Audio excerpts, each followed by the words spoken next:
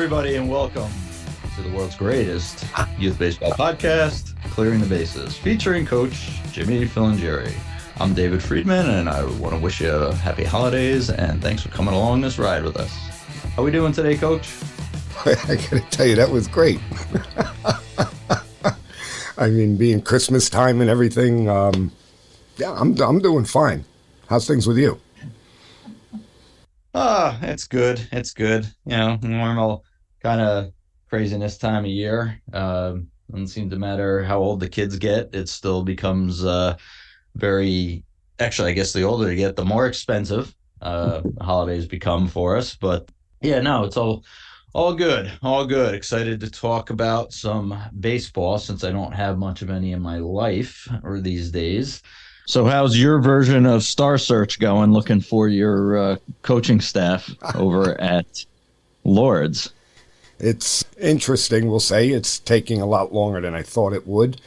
Talking to some people, not many. It just seems like there's just not many guys that are out there that are looking to coach. So the shame of it was that I did have somebody that I thought would be a good fit, and just wound up being that the distance between where he lives and where the school is became an issue. So that fell off the table. So I'm back at it again. I mean, I have volunteer assistants lined up, but I'm looking to fill that paid assistance position. So it's going to be a struggle. It's going to take a while.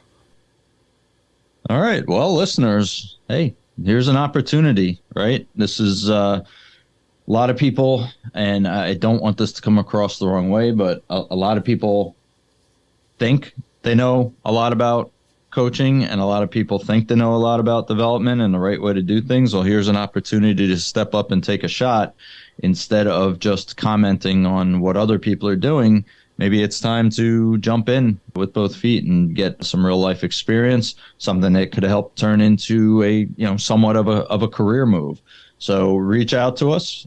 You can hit us up at clearingthebases@gmail.com. You can reach out to either one of us on the socials. I think you guys know that stuff at this point. Go ahead and, put your name out there, and let's get a conversation going and see if maybe it'd be a right fit for Jimmy. Yeah, that would really be great. Like I said, it's one of those things where I feel like I don't want to rush anything. I have time, so I'll just take my time, and eventually I feel it'll work out eventually. But well, it's like, I've seen the 3 years that I've been doing the JV, I've seen multiple teams that did not even have any assistant, where one coach was running the program, and I just couldn't imagine that on a day in, day out basis. I mean, I guess one of those things where you get used to it, but it can't be the best way to go about things. Even if you figure a basic JV team has got to have 15, 18 kids on it. So to have one coach trying to run that program, and as we've talked about many times, these kids are not coming into our level as prepared as they should be. So it's even harder than it would have been 10 years ago, 20 years ago, to do something like this on your own, because you can't just figure, okay, you group go over there and do what you're supposed to do. That's a tough thing to not have somebody supervising and kind of directing traffic. But so there's a great opportunity. It's in the Poughkeepsie area, which is pretty heavily populated, and baseball is strong. There's a ton of travel teams and whatnot in the area. So let's go, step up, and let's see if there's a good fit out there for you. Yeah, that would be fantastic. I mean, we're moving forward. Clinics have been scheduled. So we have our winter training scheduled. We have our strength and conditioning scheduled. And we also threw in 2 clinics for 7th and 8th graders that we'll be doing in January. So I'm still moving forward, still getting things going. And I come back from the convention on the 7th at night, and then the 8th is our first winter workout. Nice. All right. Well, better hope you have good weather situation so you get your plane in on time and all that jazz. So I'll be on standby if you need somebody to fill in. I just might. And I'll throw something out to you off air. I thought of a name the other day that will probably shock you, but we'll save that for off air. Okay. So anyway, I mean, yeah, there's all of that stuff going on with the high school, and then we're going to be recording again from the convention. So I'm trying to get all of that going too, and it's just a really busy time. Yeah. So this is how many years have you gone to the convention now? Oh God, 5, 6 maybe. Okay. And so since we've been doing the show, so this will be I guess the second one. We started the show right after the convention. I think we started pretty soon after you came back from the convention the 1 year. So this will be the second or third time you're there, but you'll have an actual spot set up. So anybody that is going to be at the convention, you can stop by and meet live and in person Jimmy, because he'll have a little booth set up with and doing some live mini recordings there. So if you are planning on going to the convention, make sure you schedule a couple minutes to stop in and say hi, let them know what you think, take a swing at them if you choose, and otherwise enjoy yourself down there. Don't take a swing at them. Resist the urge. Yeah, I can't move like I used to. Yeah. So, speaking of not moving like we used to, I can tell you from getting back into the actual game and playing this year, definitely not moving like I used to the last time I played a couple of decades ago. But our guest this week, Dr. Nick Serio, he is the head of Velo University, expert coaching for throwing. He has a facility down in Pleasantville, New York, an actual shop there. He also does online trainings, and he can do group trainings and whatnot. He's got a podcast, a fellow podcaster. It's Velo Unlocked. I can find that on Spotify and Apple. There's no space there. It's just Velo Unlocked, one word. If you type that in, it'll come right up. We encourage you to check that out. And looking forward to having a good conversation with him. Yeah, me too, Dave. His team reached out to us, and so to see our interest in having him on the show. And, I thought it was a little bit different way of training, and seems like his whole thing is not like a typical facility we have in this area, where he is basically just teaching kids how to throw, whether it be pitchers, position players, or whatever. And it seemed a little interesting, more of a scientific approach to training baseball players, and I thought it was interesting.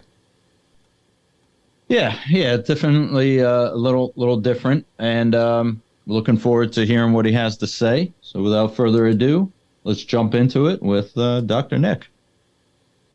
Well, welcome, Nick. Thanks for taking some time out of your schedule and spending a few moments with us here. Yeah, absolutely. I appreciate you having me. So, Nick, Athletes Warehouse. Talk to me a little bit about that before we get into VeloU. Sure. So Athletes Warehouse was our parent company, is our parent company. It has been around since 2014. In that time period, we've been fortunate enough to work with some absolutely incredible athletes across an array of sports. Unfortunately, Athletes Warehouse was termed a gym. So during COVID, we got completely obliterated for about the first 6 months of that. We were forced to be outside. Fortunately, we had a back parking lot that was big enough, and we could house athletes out there, and we could still keep them unified during a time that was just about anything but that, right? In that time period, we realized baseball athletes were the only athletes really training still, because it was the only sport really being allowed to play, because it was quote unquote distanced enough. So it was still allowed. And we had a big baseball population already, and we had something that was like, had the beginning stages of what VeloU has grown into now in terms of a throwing program coupled with weight training. And then, so we sort of branded it then, and it has obviously exploded since then. And, as has the game of baseball, right? I think the game of baseball benefited greatly from COVID because of the fact that everybody was home and there was this sharing of information that just went wild on social media during that time. And we were right in the mix, and all we were trying to do was share information. And so we benefited greatly during that time. But digressing here, Athletes Warehouse didn't really emerge out of COVID. It didn't do great. Our population of regular athletes didn't really return. If you remember, it really took about a year and a half to get fully over COVID, where nobody was really talking about it anymore, especially when it came to a gym. So we just didn't see the volume really return back, and the explosion that was VeloU, we ran with it, and that's sort of, now it is taking completely over, and that is really all we do. So the Athletes Warehouse is not your typical baseball training facility, correct? It's more of a, and I don't want to put words in your mouth, but it's more of a strength and conditioning type. Yeah, so the easiest way to think about it is we're an athletes performance facility that specializes in baseball athletes. So we're going to take over we're going to do an initial evaluation on an athlete, and it's a tremendous battery of tests that we're going to try and determine every aspect of their game and their athleticism that we can exploit to show off how good they are, and then maybe some deficiencies that hopefully we can start working on at the same time. And we'll end up taking over their complete training profile, from performance training, throwing, nutrition, mental skills, health and arm care. And, we'll soon be branching out into different areas of nutrition, supplementation, and blood work. So that's most of the stuff that, believe it or not, the typical baseball facility does not cover, right? I mean, typical baseball facility, you go in there, you do your hitting, you'll do your, pitching. It sounds like, you're actually taking a different route. Yeah. So hitting's different, and hitting's impossible, and that's why we don't work with hitters.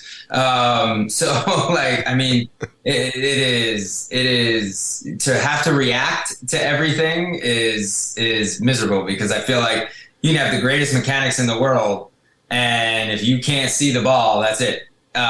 Whereas pitching, we can control a lot of these aspects, right? Even position players, from a throwing aspect, we can control these things. And ultimately, at the end of the day, what we're trying to, get a young athlete to understand is it's so much more than just having the ability to throw a ball. There's so much that goes into that. And unfortunately and fortunately, with the rising education level of parents and athletes, especially, from ages 13, 14 to all the way up to a senior, the funnel is getting tighter, and it's getting tighter earlier. And so if you're not heeding some of these advantageous things that you can be adding to your game, you're really just guessing. Yeah. Well, one of the things you mentioned early on was you have mental performance coaches there. Okay. It's a really, really important part of any athlete, but if you go to your typical baseball training facility, they don't touch on mental performance, which my opinion is that should be the first thing and the most prevalent thing that you work on. Yeah. So about 6 years ago, I believe it's that long now, I realized that was the largest gap. When we were working with some of our pro athletes and we were testing them, I was going back to my performance guys, and I'm like, you guys have told me nothing. Like, you're giving me all these numbers. They're all the exact same. Like, I don't understand what you mean. This guy's in the MLB and that guy's playing low A baseball. Like, how do they have the same metrics? That means to me, none of your metrics matter. And, obviously they're arguing with me because they want their job to be, important as well, which it is. I'm obviously dumbing that way down. But the fact that really the only major difference between any of them was what was going on between their ears and their capacity to manage their mental landscape. And so that's why I ended up getting my doctorate in performance psychology, because it was hands down the biggest missing piece for us. And if I can boil that down to one like important aspect of how do you use that and how is that applied, we have regular meetings with our team to discuss the language we use. Language is perhaps the most important aspect of any coach's ability to influence change. And language extends far beyond just verbal. It's your body language. It's the context in which you're speaking. It's the tone and pitch in the way you're using the words you're using. It's the choice of words you're using. And my guys are probably nauseous just hearing me talk about this, because it is one of the things we harp on so much with the words they decide to use and how they use them with these kids, because that ultimately influences actual change. And it's oftentimes we're all saying the same thing. It's just a matter of how it's being delivered that is somewhat different. Absolutely. I mean, you had touched on it about metrics, and we say all of the time, what separates two players? They both have the same metrics. Okay, what makes one guy like you said, maybe a Major League Baseball player, and the other guy maybe a single A or a double A player? Well, that's always, something that's mental. If their physical ability is the same and everything across the board metric-wise is the same, well, there's got to be something that makes that difference, and typically it's mental performance. Yeah, and a lot of times you can't test that, and everybody wants to put a metric to everything, right? Because it makes it easy, and it either provides an answer to a problem that they're seeing, or it provides a path to the solution for the problem they're seeing, right? And a lot of times you can't test mental performance, because the truth of the matter is this person can be somebody totally different when they're in a game. And in fact, one of the strategies we use with most guys is that they must create what we call an alter ego, because just because you're going to be this guy in life doesn't mean that's the guy you need to be when you step between the lines. And if you don't have the capacity to flip that switch and become a killer, it's going to be a rough road, or a short one. Yeah. And, for like example, we have our podcast, right? I'm doing a podcast tomorrow. We're filming it tomorrow. God knows when it'll be out, but it's with one of our guys that's in the MLB. And if you look at his statistics, like from the weight room, I mean, they're massively underwhelming, like incredibly underwhelming. And, does that mean he's not working hard at them? No, he's trying to close that gap, because he realizes that is a gap that he can close, not to mention the confidence builder that will give him if he can close it. But between the ears, when you put a guy like that, and he just answers the bell time and time and time and time again. Yeah.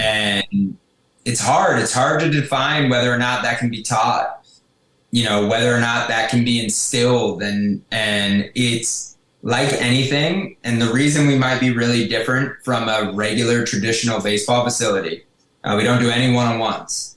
Conceptually, they don't work in my mind. They don't work in terms of motor learning, and in terms of your capacity to actually grow as an individual and get what you're trying to get out of this. And so what I'm getting at there is ultimately it's up to the athlete, right? They have to make the changes.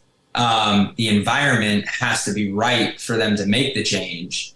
And generally, when the environment is right, an athlete is often not looking for reward during that moment in time, or feedback from a sense of that was good or that was bad. It's they need to have external feedback that they can look to and self-decipher whether or not that is actually creating change for them or not.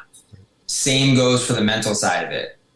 they have to experience failure. They have to feel what it feels like to have to get back up on the horse. And they have to be willing to be massively uncomfortable. And that's really, really hard for kids in this generation to experience because they're exposed a lot more than any of us were. Everything they do is watched, is marked, is broadcasted, is on social media, is on some ranking website, is everything they do. So it's an incredibly hard time to be a young athlete. And it's very easy, I think, for them at the same time, simply based on society or whatever you want to say, to accept that they've done enough. They've pushed hard enough.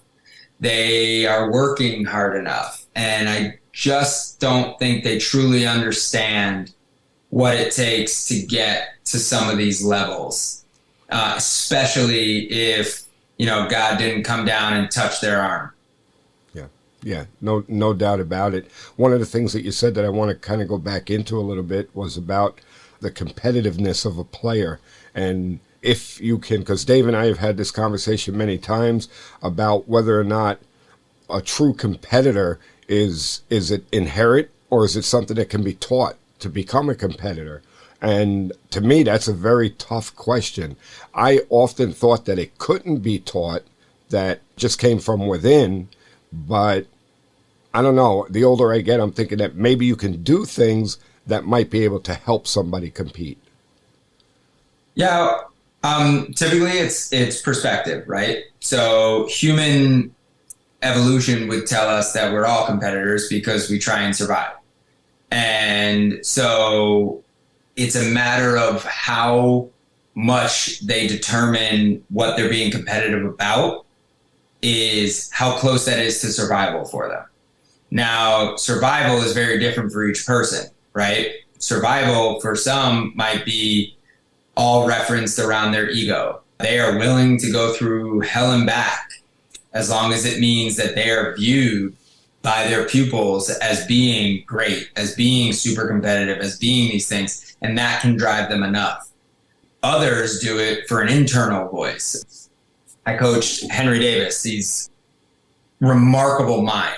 In high school, I was one of the coaches on the team. I don't mean to say it like that. He is one of the most impressive minds to watch go through things and work and what he has to do to build up that layer of confidence for himself so that he believes he's superhuman, so that when he walks in a room around other superhuman individuals, he still believes he's the greatest. So I think, can you teach an individual to be competitive? You have to get to the root of what is it that they want to accomplish. And then they have to start making sure that their actions are advocating for the person they're saying they want to be. This is a deep direction to go, which is not a bad thing at all. It's something, again, that even most coaches that we talk to, very experienced, very well-respected coaches, don't get into this type of deep mental aspect of the game.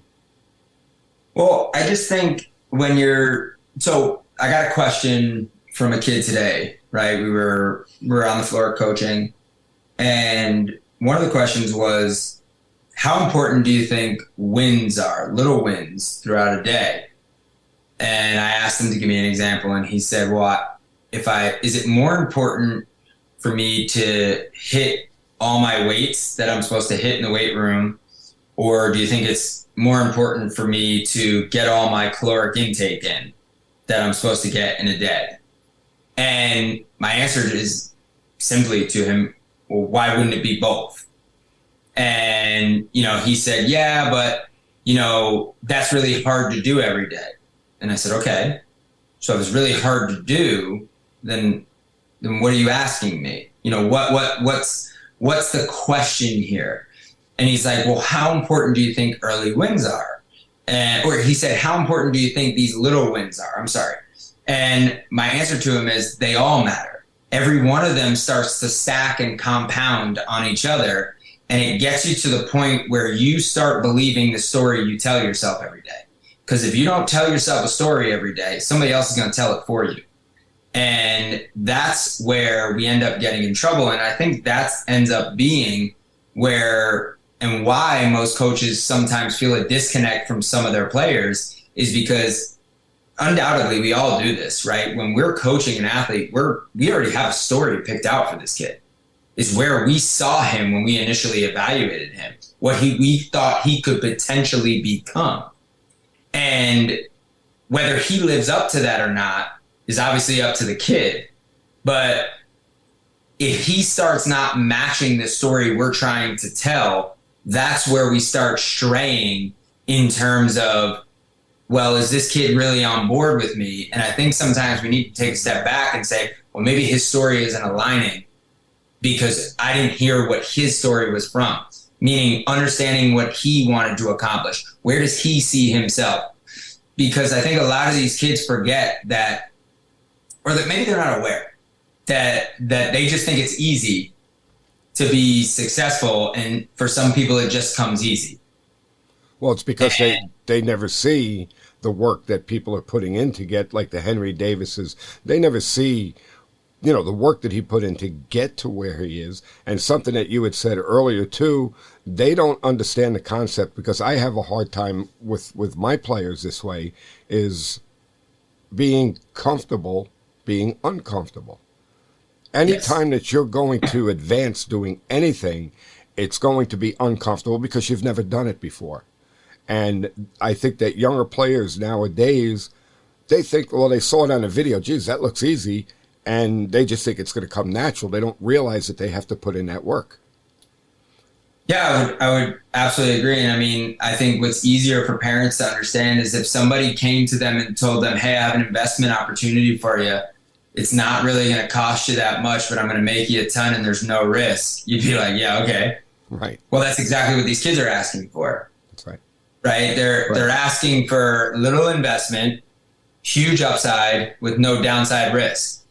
And it's just unrealistic. It's just not how reality works. Yeah. And the other aspect of that I would take out of that situation, any answer you would actually give, if you gave a direct answer to that question, they're going to take that and run with it. And then, Coach Nick said it's okay that I don't hit my caloric intake every day. Like that's the society that we're in right now. Is most, and here I sound like I'm 90 years old, but most of the way things are being taught is it's okay to not accomplish everything that you wanted to accomplish. It's okay. Oh, hey, you did that really good. Awesome. Great job. And we can't talk about the things that we didn't do well. And we can't, the constructive criticism is, oh my God, you can't, how dare you speak down to my kid type of thing. I'm sure you're seeing a lot of that because I know we see it all the time, and you see obviously on social medias and all that stuff. So I think that's the other aspect of it, is the kid is probably just used to being let off the hook, so to speak, and not meeting goals. So I agree with you. I think that is the case for a lot of people. To take this in totally different directions, right? When we have somebody come in, they have this aha moment when they're going through an eval and they're watching kids work. And I'm unbelievably honest. And even if I'm not doing the eval, our guys are unbelievably honest. And they might say, hey, you got 30 kids out here and there's 3 coaches out on the floor. Yeah. Well, how are they getting any direct attention? I said, watch over there. And you'll have 3 kids working together, solving a problem. I go, I just taught them more in those few minutes than they've learned in school in the last 5 years, because they're discovering how to solve a problem together with a peer. That kid's solution that has worked for him is going to carry 10 times the weight that I could ever deliver to him, because he's already gone through that struggle and they're helping him through that. The other piece of it is just as you said, small bits are what work really well, right? And I get it. Listen, half of my business is social media, and I can't stand it. And the small bits work because people want high reward with low investment. And that is the way our entire society operates now. Is we would love this high end reward and not have to put a lot of time in to get it. And what I've pounded into our guys' heads is if there's one attribute you walk out of here with over, whether it's a year, whether it's the next 3 years, whatever it is, just understand that if you want to know how to be successful, just be consistent. Because I promise you, you will end up finding a lot of the answers you were looking for in how consistent you can actually grind away at things. And you'll figure out how difficult it is to be consistent and how much of those small wins start to stack up when you learn how to be consistent. But consistency is the hardest thing to do. It's the hardest thing. And that's the one thing that if we can get any of these kids to leave having pushed through the barrier of needing to be consistent, then we've done our job. I think I'm going to steal that from you. I like that. I mean, it's so true. There was a quote the other day that I heard. I don't even know who said it. All the success you're looking for is in the things you're avoiding to do. And it blew me away when I heard it because I was just like, oh my God, like you're avoiding them because you know they're going to be miserable to go through it. And you know at the end of the day, you're avoiding it because you know it has some light or path to that, piece of success that you needed or the next level or whatever it is. And it's so true. It is so true. Yeah, I love it. All right, let's switch gears a little bit, okay? So let's go over to the VeloU. Now, this is something that you do at the Athletes Warehouse, but you also do it online or remotely.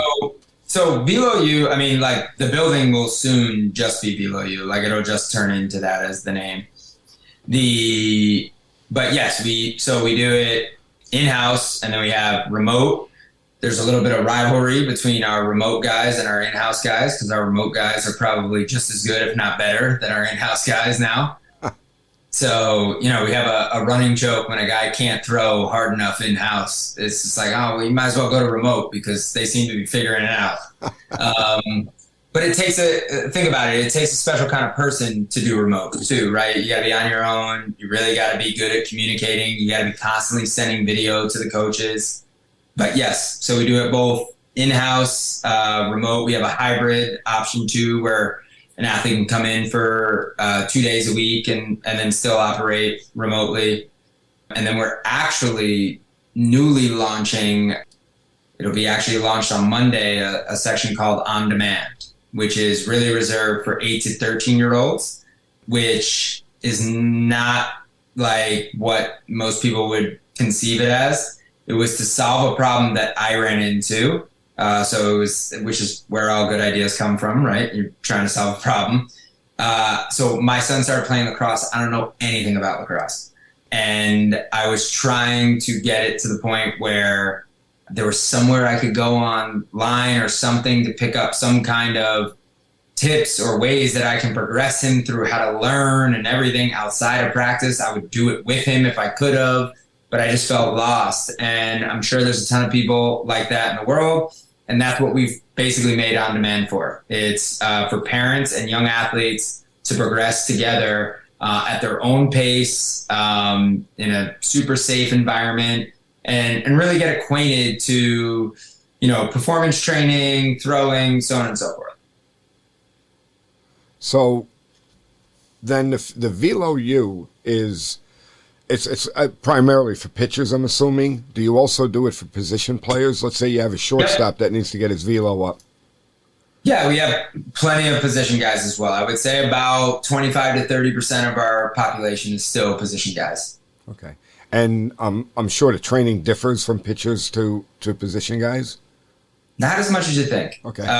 Really, there's not much difference until maybe the last 2 months or so where we start blending towards the mound. But other than that, I mean, throwing is so simple. We overcomplicate it by thinking we know a lot and then we overeducate.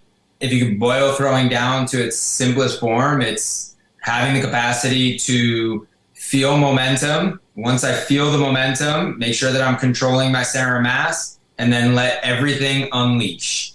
And I know that's dumbed down and really simple, but truth be told, that is it in a nutshell. And so like when you hear like, oh, I got to work on my arm path, or, oh, I got to work on my hinge, or I got to sit into this position, I got to hold this, it's all garbage. It is all noise. We are guilty of it or have been. It's just noise. And the truth of the matter is you can see that clear as day when you roll a ball at a young child and he picks it up and throws it. If throwing wasn't natural, that kid wouldn't know how to do that. He's never been taught it. So it's an extremely primitive movement. We mess it up by trying to use segmental training, differential training aspects, and these different learning tactics that we thought were going to work to really get a larger ideology better, and it just doesn't work. I've watched really great athletes become terrible throwers. Yeah. But again, I mean, breaking it down to the simplest form, most kids, regardless, younger guys, high school age guys, they don't understand the importance of being able to throw correctly. Okay. They don't. They just think that, we just do this. And, there's so much more to throwing a baseball than just letting it fly. Okay. We'll do catch play with younger guys, 14, 15-year-olds. They can't even hit their partner. Okay. So, right. So they're just deconditioned. I mean, listen, most of the time, the number one issue we run into with most kids is they're weak. So a majority of our population is just weak. And we don't like admitting that, especially as parents, right? And as even as coaches, it's difficult to admit that, hey, 95% of my team might be too weak to actually handle the volume of throwing I'm trying to ask them to do. And so when your body doesn't trust that you have the potential to protect itself, ultimately what you're going to end up getting is this really weird adoption of movements that don't look right. Right. And that's when you get these misconstrued mechanics. When you are strong enough and you're in control of your body enough, throwing becomes incredibly easy. Now, throwing and the art of pitching are two totally different things, Sure. Right? But you can't go to the art of pitching without having the base understanding of throwing. Well, the one thing that I want to know is on your website, you have a little montage that goes through videos of pitchers throwing, and you have an Iona Prep pitcher throwing, but I don't see a step in that guy. Well, sometimes they're not allowed to come, but listen, you know what? So I think sometimes too, I personally don't do enough of a job reaching out to high school coaches and in the area and just talking with them and getting them to understand, like, I'm your greatest asset. You got a high school baseball coach is perhaps one of the most overwhelmed coaches on the planet, especially if they don't have an array of assistants, right? Because you got 30 plus guys. That's just on maybe your varsity level, right? 20 to 30. And then you got JV and freshmen you got to worry about that need so much development. And especially for the fact that now you're massively underpaid. You're expected to train them year round. And it's an unrealistic job. And it's only getting worse because the expectations of parents are only getting higher. So the reason I say, hey, we're your greatest asset is because my objective is only to send him back to you in March in the greatest position humanly possible for him to be successful, which ultimately then will aid your team in being massively successful. Yeah, we don't have teams. We don't have we none of that, and we never will, because our objective is to take each kid in, try and ascertain where they at, and be brutally honest with them where they stand. So we always let a kid know where you compare to high school norms and then the norms in our building. Obviously, the norms in our building are significantly higher than the typical high school norm.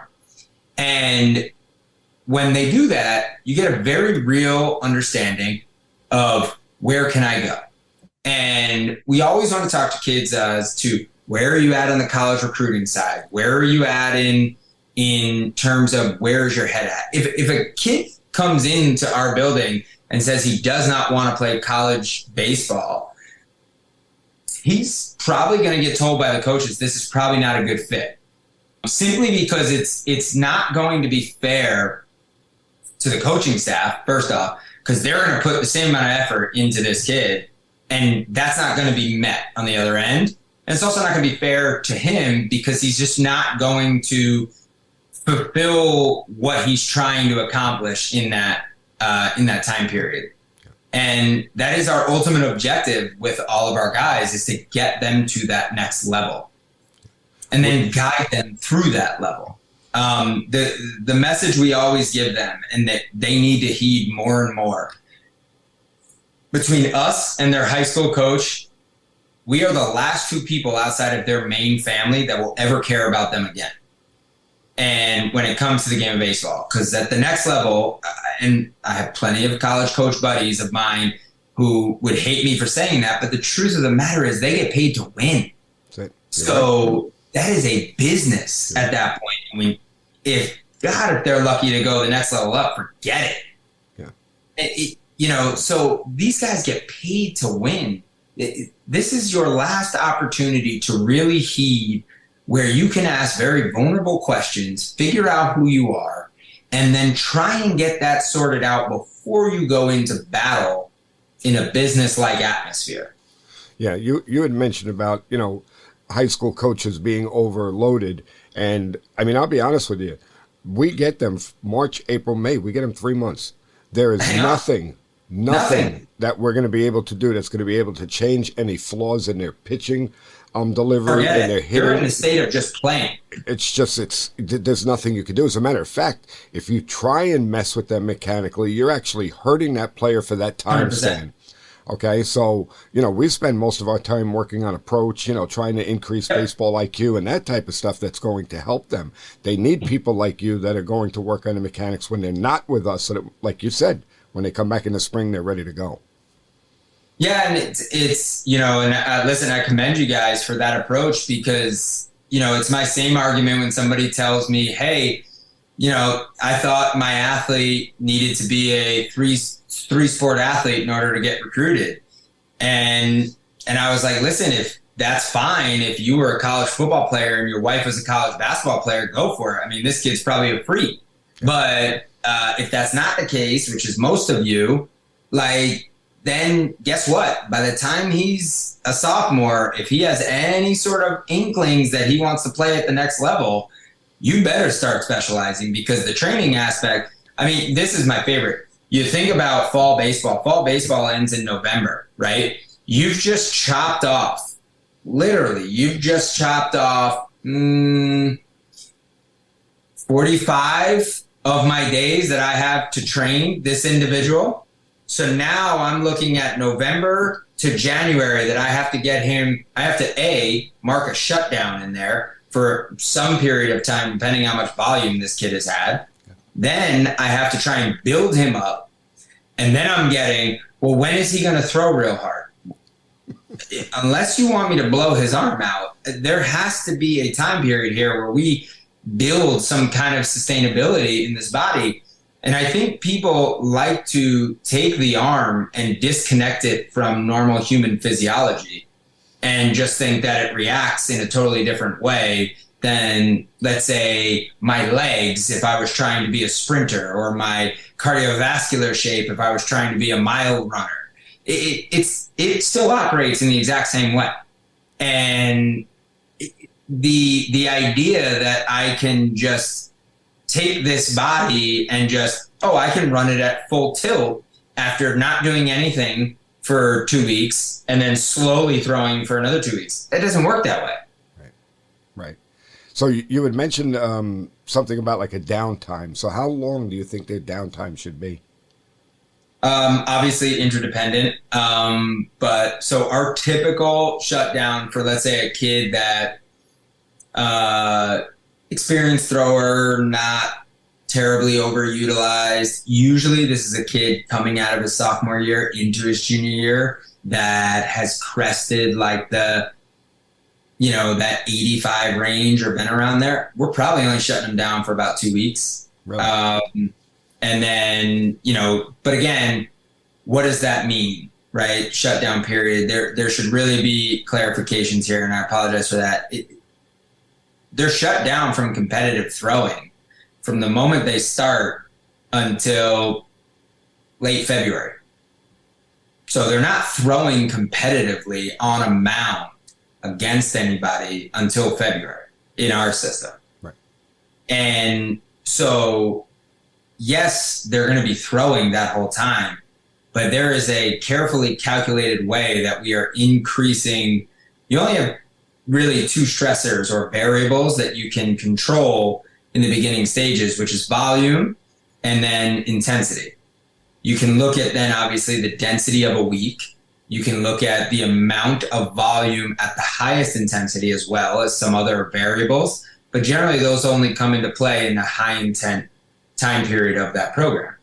Most of the time, you're just monitoring volume and intensity, and your objective, just like training, is to create this sort of undulating upswing with then a high spike at some point of either volume or intensity, with then followed by a deload, so you can get the rebound effect and hopefully swing up higher on that same pattern.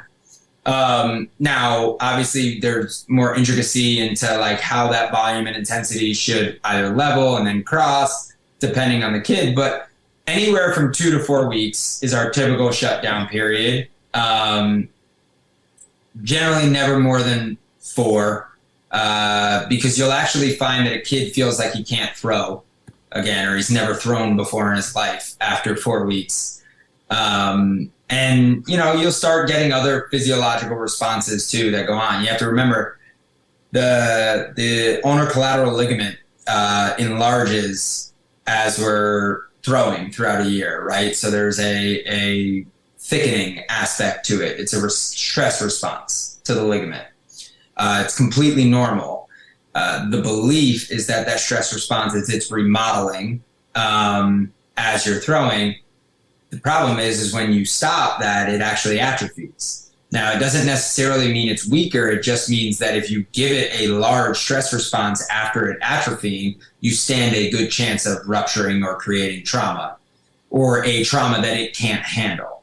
And the UCL is just the most talked about. Typically what we're seeing now, especially with young athletes who have thrown really hard at a young age, is you're seeing injuries to their olecranon, or the backside of their elbow, or even the outside of their elbow, because the ligament is actually, it's not torn, it's just stretched.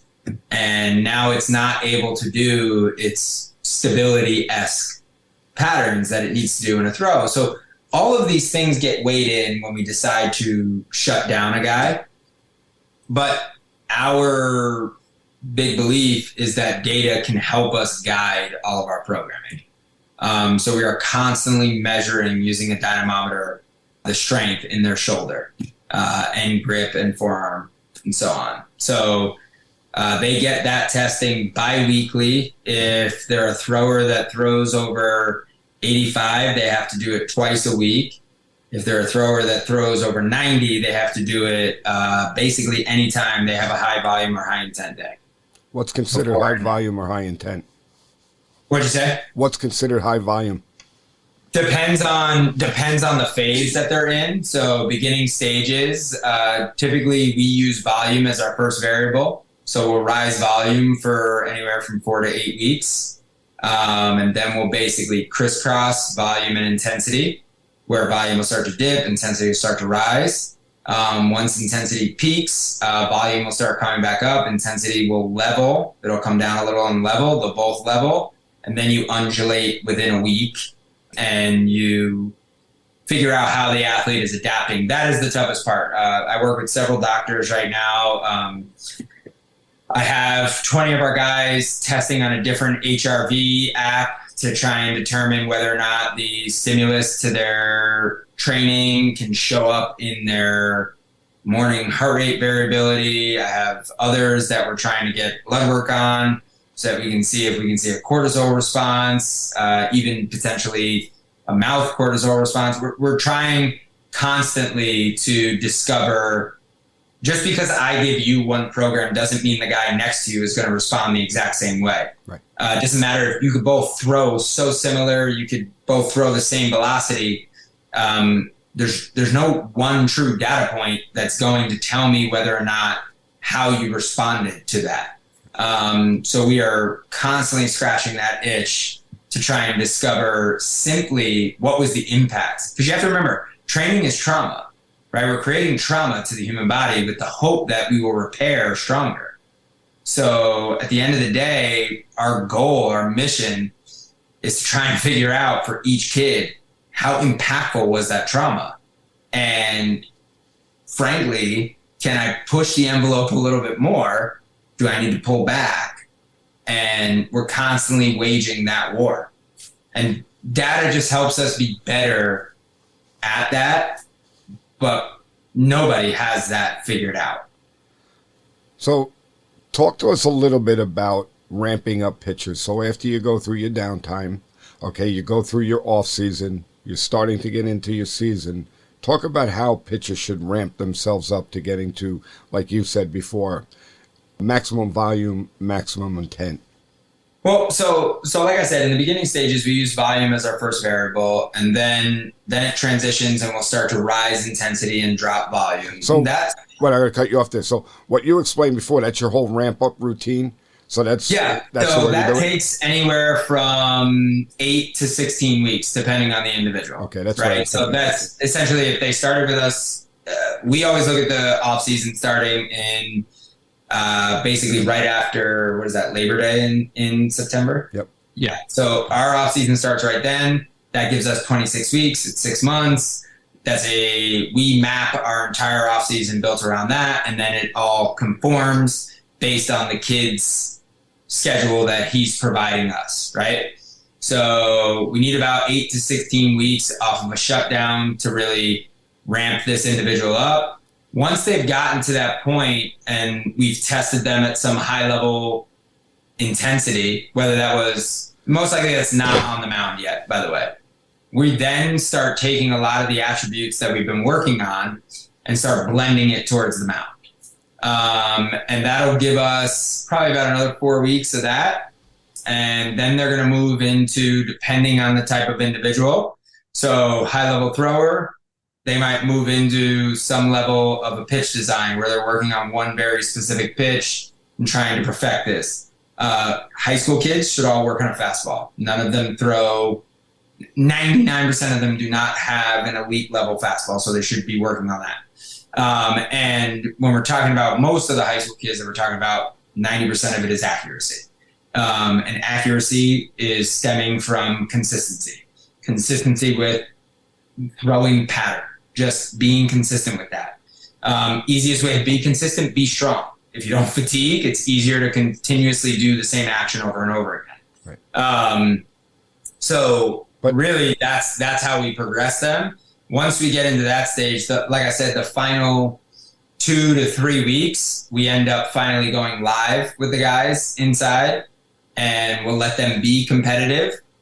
Some guys have issues with managing their emotions or their mental landscape when playing. So they will get a different kind of pen where perhaps 3/4 of the facility is crowded around them. And screaming out things that are personal about them, and trying to get them to evoke this adrenaline response, and they're trying to pitch and be accurate. And what's good is we'll have one of the coaches being calm in the background because they're collecting the data then off of TrackMan to find out how accurate were they and were they successful in their endeavor. And ultimately at the end of the day, we're trying to create as real of a competitive environment as we can before they have to go out and try and execute it. So I want to try and break things down just a little bit for our listeners to understand. Okay, so you said that you start right after Labor Day. Most high school kids are playing their high school season. After their high school season, they're playing summer ball. So they're throwing all the way until the middle of August. Usually the better organizations probably shut off the beginning of August. So is that your 2-week shutdown from the middle of August to Labor Day? And then from Labor Day, you start ramping them up again to get back to February? Wow. Yep. Yeah. So what we'll do in August with a lot of our guys is even if they're on a year plan with us, because there's a lot of guys that train with us year round, right? Even while they're in season. And a lot of times we can end up providing more guidance when they're in season than we do off. But so essentially what will happen in August is we'll tell them, listen, only come in 3 days a week because we just want them to get their body reacclimated to the weight room in the way we're going to be utilizing it. And we're pushing them to go play other sports, go golf, go play basketball, go be a kid and disconnect from baseball. Come in, give us an hour at most and get in here, lift, and then get out. And then when it hits September, it's go time. Now, go time in the beginning, I need you to understand, is so light. Like volume is so low, intensity, we're monitoring intensity by them having to quote what intensity they're operating at. And then we'll have pocket radars all set up around that are constantly just ripping. And, if a coach catches them hitting something that seems just way too high, they'll ask again, what intensity are you at? So, they're being held accountable. When you say low intensity, about 70%? Oh, no, less. They try and operate at 50%. And that's really difficult for a thrower to do in the beginning stages. But then again, like if you're talking about a guy, remember velocity and intent aren't directly related. So it takes, like I said, it takes about our ideal scenario, sure, is 16 weeks of us ramping up. Now in that ramp up is where we are working on all of the body's ability to control your center of mass, your understanding of where you are in space. Their throwing does not look like what a typical throwing program might look like. They are being, they look closer to a shortstop than they do to a pitcher during this time period. I'll leave it at that because they're being asked to move in a variety of directions and different stimuluses are being thrown at them to try and now throw and execute. The human brain has a great idea of the end result of an action. It doesn't have a very good idea of the mid-ground or the start. And this is why you can throw from an array of arm slots and still somewhat execute the exact same thing you were setting out to do. So being a big fan of being able to train somebody and not having to retrain them or untrain them and then train them, what's the youngest age that you would like to get kids into the facility? In-house, we don't really take anything under 13 years old because at that point, like I said, it's a serious place and you got to be the right kind of 13-year-old to even be emotionally mature enough to grasp that. And so typically we're seeing 14, but that's really our goal with the 8 to 13-year-old on demand is to try and provide some structure ahead of time in very short clips. So I've used them with my son too. He was part of the testing and it was cool. It was cool to watch. They're very used. That generation's very used to YouTube, so we made it very YouTube-esque. They're very short. They're very there's not a lot of dense language, and most of the talking is done to the parent that's in the background. The kid is instructed, okay, now is when you're going to start following along the coach. So they're just watching the coach go through it, where, myself or another coach might be talking in the background. But yeah, really the youngest age is going to be 14. All right, but the 8 to 13 online, I think that's vitally important these days. Jimmy and I, both being junior high JV coaches, we see all the time kids that basically don't know how to throw at our level, and it's kind of insane. So my son doesn't play baseball right now, right? He's football, wrestling, lacrosse, basketball, and one of the things I still have him do all the time is periodically go downstairs, 50 throws against the wall. If they don't develop their arm in a certain way at a young age, where they'll actually get what's called retroversion in the shoulder, where the arm actually will form and preset itself into external rotation, you don't really stand a chance of being able to throw at a high velocity. So for any parent that is questioning what should they be doing, you just find a wall somewhere and play wall ball with your son. It'll do wonders for him later in life if he's just able to execute the throw effectively. Right. What's amazing is that's what we did 800 years ago when I was a kid. Yep. We did that day after day after day after day, and who knew that's what you should be doing? Well, right, but I mean, in actuality, again, I don't mean to oversimplify it, but if you want to fix a thrower, let him throw. Right.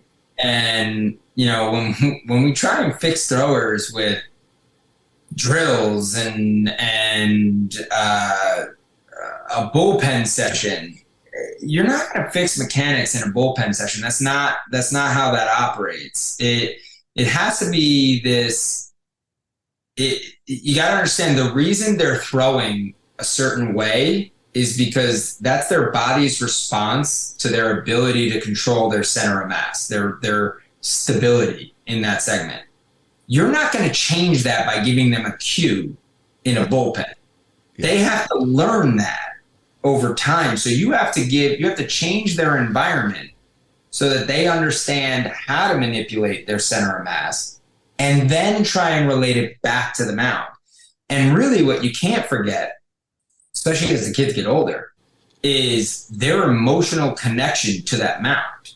If they've had emotional trauma connected to the mound, meaning like they've experienced some really bad losses, they were really embarrassed on the mound, in college they were really great, they got into the minors and they can't figure it out.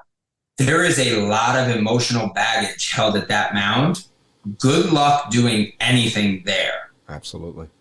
And not getting a guy who is so domed up that they can't get out of their own way. Excellent. What about rehab? So somebody has had some kind of a trauma, whether it be to the elbow or the shoulder. You have a separate program for somebody that wants to kind of, and I don't know, I guess you'd have to know more about the issue, but is again kind of just break it down to basics and sure. try to retrain them on the proper mechanics so you get there. So there's two really routes you go here. If they've had surgery, you have to know that the number one thing you're going to experience coming out of surgery is a concept called kinesiophobia, which is the fear of movement due to pain. And so, and I'm afraid of it because I'm afraid it's going to hurt. So they start to alter all their mechanics because of that. And they're told that they could get hurt if they throw too hard at this stage. So it's really, you got to get around that. So for us, when you have somebody that's coming off a time period where they haven't thrown for a long time, they start with their eyes closed. And they're throwing to a non-target. So they're just throwing to a wall. And there's no specific thing they have to execute other than feel their throw.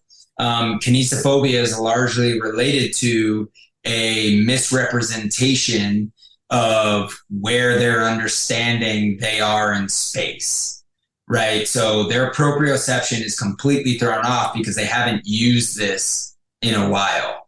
So in order to circumvent that, like I said, we start them with eyes closed. From a pattern of, hey, how do we progress them? So a very good friend of mine is Dr. Brandon Erickson. He is an assistant doc for the Phillies. He's been on our podcast numerous amounts of times. We do everything with him, but we've sat and actually restructured the way an athlete should be going through a return to throw. And here's the problem, right? Just as you asked me, everybody is looking for the system, right? Well, what is the system that somebody goes through? You know, do they throw it 60 feet? Do they throw it 80 feet? Do they throw it, is it 20 throws? Is it 30 throws? Is it 5? The truth of the matter is the answer is nobody knows.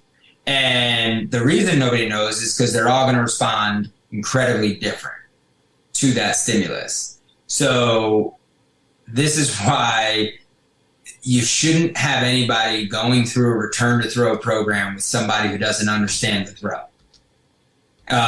You know, we have a PT partner in that of Spear Physical Therapy. We have created a return to throw training course literally for their entire staff and then to disseminate out to other physical therapists just to get the understanding of what this athlete is going through in this moment in time. But the easiest way to describe it, it's no different than any other throwing program. It is absolutely no different with the exception of we start with eyes closed and we gradually build in volume first, then we build in intensity. Okay. Well, I like that you talk about it kind of circling all the way back to the mental side of things, which is where this whole conversation started. They got to get, like you said, they have to get over themselves and that fear of re-injury or what have you, of causing some pain. But bottom line is it's unavoidable. You got to work through that as long as this is going to sound weird, but there's positive pain and negative pain when working through an injury, right? Yeah, they're going to feel 1,000 things. So obviously it really helps if they have some guidance from somebody that's been through it or at least seen and numerous amounts of people go through it, because it's not going to feel normal. And they're just hyper aware of the area. So the easiest way I can describe that to a lot of these guys, I said, whatever you felt today, would you have ever described what you felt today as pain before your injury? And they're like, oh my God, no. So I'm like, so why is it pain now? Well, because I thought I was supposed to feel perfect. And I said, but we're not all the way back yet. Right. And so it's really just this process that you have to bring them through. And you got to understand that they're going to have roller coaster of emotions going on throughout that time period because they're so deeply, especially a pitcher, think about how deeply connected his identity is to his arm. Right. You know, you take the one thing, that's what people forget about. When a kid gets injured, you just stole this kid's identity, or he stole it by not being prepared or whatever, injuries happen. Right. But like, he just lost a piece of himself. So you got to understand the ramifications of that and what it's going to take to get him back. All right. So again, we kind of started and ended with some heavy duty, emotional and mental aspects of the game. I think that's a good spot for us to start wrapping up. So if you're in the Pleasantville area, they have the facility, a large, beautiful facility on site. They also do a ton of work online. Give us an idea. What's the best way to get in touch with you, Nick? Honestly, through our website, through Instagram, either way. So we're Velo University on Instagram. It's VeloUniversity.com. Any one of those, somebody will reach out to you right away. Team at VeloUniversity.com for an email. Either way, and we'd be happy to help you on any of your journeys. All right, Nick. So I just want to thank you for coming on. I'm glad your team reached out to us to get us together. This has been a great, informative show. Thank you so much. I appreciate it. Yeah, absolutely. Likewise. Likewise. All You right. Well, guys, listen, high school coaches are the most underappreciated people. All coaches are. I mean, when you think about it at the end of the day, like I was talking about, my son's 9U, and I got to listen to parents in the stands complaining about playing time. I'm like, they're 9. They're 9, and that guy's volunteering, and you don't have to go to practice 4 nights a week with them. It's amazing what they think these kids should be doing at such an early age. Yeah. Yeah. And I don't know that that's ever going away. I don't know that there's any way to stop that, but. Yeah, I can. I'll tell you. I've told the story on the show before. I'll give you the Extreme Reader's Digest version. Basically, the time that my kid was 11, I could no longer sit in the stands. If it was a team, I was either in the dugout because I was coaching, or I was away from everybody. Right field fence, left field fence, whatever. I couldn't take the comments and the little snide remarks, and sometimes not so little snide remarks that were coming out. Now that was 12 years ago, so I can only imagine. Things tend to get worse exponentially. So at 9, you're probably beyond that point already. So yeah, it's going to be in that mode for you, where you're just going to have to separate yourself out. Is the only way around it. Yeah. Unfortunately. But so with that happy note, we'll go ahead and wrap up. Again, thanks for your time. We know how valuable everybody's time is. And again, can't thank you enough for coming out and sharing all this information and wisdom with our listeners. I'm sure they got a lot out of it. I know that I did and Jimmy did. So thanks a lot, Coach. And we will talk to you again soon, probably. Thank you, guys. Thanks, Nick. Have a good night, guys. You Take too. care. Well, that was pretty heavy duty. What'd you think, Coach? Yeah, I agree. I mean, I think it was very in-depth. Not what, like we had said in the beginning of the show, it's more of a scientific approach to training baseball players. But if you're really, really committed to becoming the best that you could possibly be, well, sometimes you might need this type of stuff. Yeah, it's it's nice to hear not just the what you should do, but why you're doing it. Okay, and that, I think it's the way I train, whether it be for baseball or at work or whatever. It's my philosophy on the way to do things. So I definitely appreciate his approach to things. Obviously, a very, very smart guy, has been down this road with many players at this point, has a lot of success to show for it. And it's not just about, as much as it's called Velo and everybody wants to get on the gun and see that, but it's also about arm health and trying to anticipate and prevent any type of injuries, because we've heard, obviously we all know kids, and we've heard the horror stories of, kids in high school that are already needing to get rehab work done and Tommy John surgery and nonsense like that. So it's something that, again, it's not just about teaching somebody to throw as hard as they can, but teaching the proper mechanics for their individual body to you can't foolproof things, but just get as close to perfect form as possible to avoid those types of serious injuries. Yeah, and I love the way he touched upon it's more or less it's a program. So like when he talked about, at the end of the season, how you have to, decelerate, you have to ramp down, so to speak, and then have your rest period and then begin ramping up slowly. All of this stuff, is done in a program that will help players. And again, it makes sense. You don't want to just come out of like a rest period and then start throwing as hard as you can. Okay, so the more people understand that, yes, there is actually a way to slow down coming out of a season, and then there's a way to ramp up going into your next one. Well, I think that I thought that he explained it pretty good how you should do that.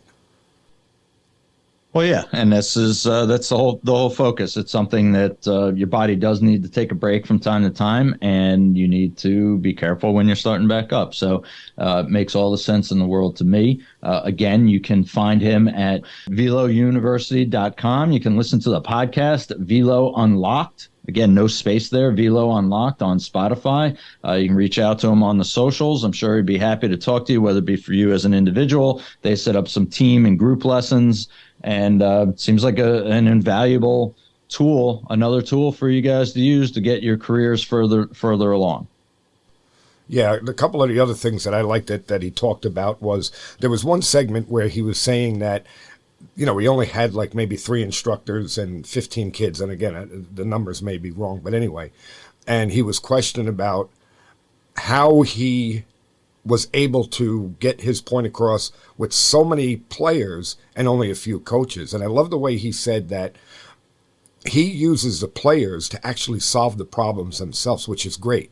Okay, it goes back to like what we talk about all the time about not calling pitches. We're getting them to solve the problem on their own. And I love that approach to it. And also, he talked a lot about the mental side of the game, which, you and I both love and feel it's a big part of the game. So, I think he's given you the full package. Yeah, it sounds like a great program. It's something I wish that was around again when we were that age. That would have been phenomenal to have as a resource, and encourage everybody to reach out to him. Yeah, well, I mean, if it was around when we were kids, Dave, let's face it, I would have been pitching for the Yankees. I mean, Sure, absolutely. I'm sure they're looking for a 5'6", 130-pound to come and shut things down. Nothing better than that. Wait a minute, I'm 5'9". Oh, 5'9". You're wearing heels. So, hey, it's working for it was working for the Giants up until now. The football Giants. But anyway, so we'd love to hear from you guys to begin with. We're at the CTB show on Twitter. You've got our individual Twitters and Facebook pages and whatnot that you can reach out to us at or email us at Gmail. It's clearingthebases@gmail.com. So we're coming into the end of the year, and it is a good time to reflect back on what's been done.